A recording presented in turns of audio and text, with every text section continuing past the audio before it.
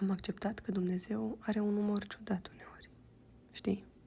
Am avut multe nopți în care am plâns, privind cu disperare spre cer și întrebându-mă la infinit. De ce eu, Doamne? De ce eu, Doamne, că nu am făcut nimănui niciun rău? De ce le trag eu pe toate astea? Știi că Dumnezeu dă doar ăstora frumoși, deștept și de vreme acasă.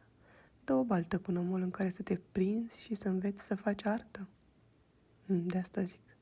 Ciudat mod are Dumnezeu de a ne arăta cât suntem de iubiți. Dar astăzi privesc din ușa spitalului. Am pierdut șirul dăților de când am tot revenit aici, urmând aceleași protocoale ca un robot ce face piese înseriate.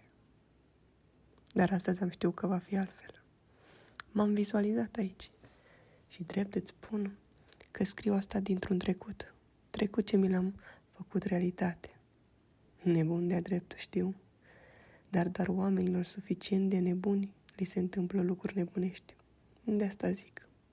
Știe El, Dumnezeu, de ce ne dă balta aia cu nămol, chiar dacă noi inițial doar ne zbate afundându-ne în ea printre înjurături.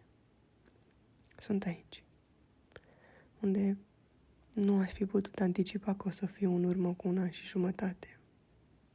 Îmi privesc foile, îmi privesc corpul, îmi analizez viața. Am învățat să fiu fericită. Grea de cap am fost, Doamne. Dar Tu m-ai hotărât ca mine să mă aduci aici. Și ce umor ai uneori. V-am spus oare? Te ia de după vișini, nu-ți arată iadul, te pune pe margini de prăpostii, ca mai apoi să-ți amintești că ești fericit. Sunt fericită. Privesc foile. Plâng. Sunt fericită că am avut privilegiu de a înțelege lecția asta.